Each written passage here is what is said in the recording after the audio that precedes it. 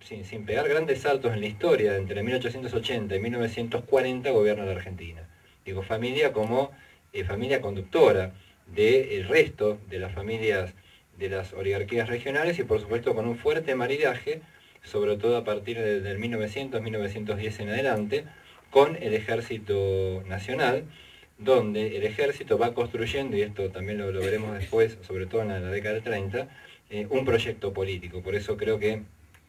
es bueno definir no solamente la última dictadura, sino ya a la del 55, como dictaduras cívico-militares. Hay un fuerte maridaje entre la oligarquía como categoría de análisis político y económico, la oligarquía terrateniente, las corporaciones británicas y luego norteamericanas que van a ir desembarcando gradualmente estas últimas norteamericanas después de la primera gran guerra de la década del 20, del siglo XX, y las corporaciones multinacionales con, decíamos, las Fuerzas Armadas. Sí, el modelo cubre todos los aspectos, por eso es un modelo, me parece que tiene que ver no solamente con una parte económica, la agroexportadora como recién definíamos, sino también con lo cultural, con lo político, con lo educativo, naturalmente con el servicio militar obligatorio y con la atención que le va a ir prestando la oligarquía que construye este modelo hasta 1916 a la inmigración que es para reemplazar, como recién comentaba, la población nativa. Esa inmigración iba a salvar al país del gaucho, el vago y mal entretenido como definición jurídica además, y que era absolutamente inservible desde el punto de vista de estos teóricos y también hombres de acción para llevar adelante un modelo insertado en el sistema capitalista hasta finales del siglo XIX dominado por Gran Bretaña.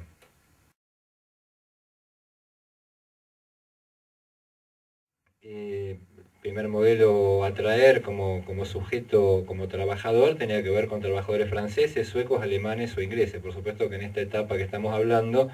1860, 1890, 1900, estamos en plena expansión imperialista. Es decir, Europa, Estados Unidos, también Japón, que está lanzado al desarrollo industrial, y lo que era el viejo imperio de los zares, están conquistando y repartiéndose el mundo. Es decir, de la primera, una de las tantas, no sé si la primera, pero por lo menos de los últimos 150 años, la primera etapa muy fuerte de mundialización de la economía. Es decir, esto de la globalización que conocemos ahora tiene sus claros antecedentes. Hay 7, 8, no más, potencias en la época que están repartiendo América Latina, África, Asia y Oceanía. Están colonizando el mundo necesitando consumidores y necesitando, por supuesto, imponer sus manufacturas. Todavía y hasta el fin de la Segunda Guerra Mundial, el jefe económico de estas potencias, aún estando los Estados Unidos, es el Reino Unido y la Gran Bretaña. De ahí que en un punto, nuestra oligarquía, que no es original, porque esto ocurre desde México a la Argentina en toda América Latina, exceptuando algunos pequeños países del Caribe, ellos visualizan o Estados Unidos o fundamentalmente a Gran Bretaña como el país al cual orientarse en forma absoluta.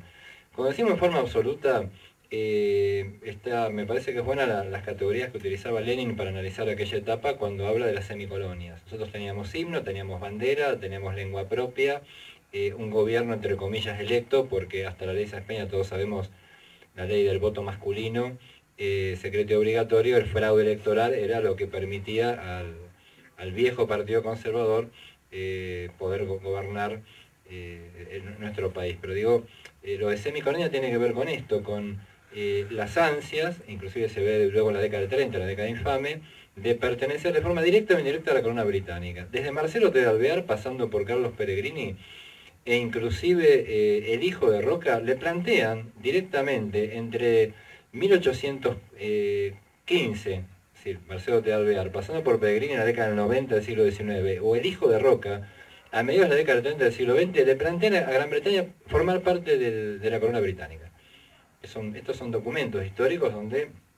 ellos ven con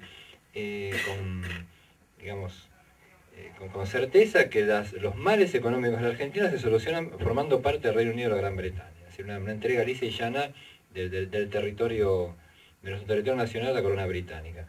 Por un lado, bueno, desde el punto de vista de ellos, esta oligarquía que construye el poder en base a la ocupación y a la apropiación del territorio nacional de norte a sur y de este a oeste, donde según Alain Rouquier, un politólogo y sociólogo francés, no más de 150 familias eran dueñas de todo el territorio nacional. Bueno, está claro que ellos tenían la vista puesta en el taller del mundo, el creador, entre comillas, del sistema capitalista con la Revolución Industrial de 1780, en 1890, 1900, 1910, el gran repartidor del juego económico mundial, reitero, a los ingleses, la oligarquía con esta concepción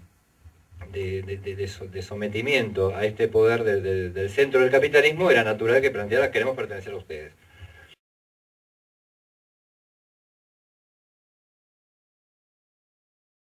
Y decía, cierra por todos lados, cierra porque, bueno, hay que exterminar o reemplazar con inmigrantes al gaucho para crear un trabajador capitalista. Por supuesto que, como recién escuchamos, el tiro le sale por la culata. Viene para ellos, lamentablemente, desde su proyecto, lo peor de Europa, porque el 80% de los inmigrantes son del sur de Italia y del sur de España, campesinos sin tierra, anarquistas, socialistas y sindicalistas, como corriente ideológica que provenía de Francia. Por lo tanto, ellos van a tener dos grandes problemas, como decía David Viñas en su historia de la literatura argentina. Ellos terminaron con las tolderías de los pueblos originarios y desaparecieron las tolderías rojas. Por lo tanto, la guerra social en la Argentina se reorganizó de otra manera, se reprodujo de otra manera, y la mixtura entre el pueblo originario, los criollos y los inmigrantes va a dar una clase obrera altamente combativa, pero con características propias. Una clase obrera donde no hay industrias, una clase obrera donde no hay fábricas. La gran fábrica hasta la década del 30 es el frigorífico, donde los obreros se van a concentrar en pequeños talleres y por oficios, y donde el Estado, la única atención que le va a prestar a la clase obrera, a esta nueva clase obrera en nuestro país a principios del siglo XX, son la ley de residencia por un lado y la ley de defensa social, es decir, o el encarcelamiento, o la expulsión, o naturalmente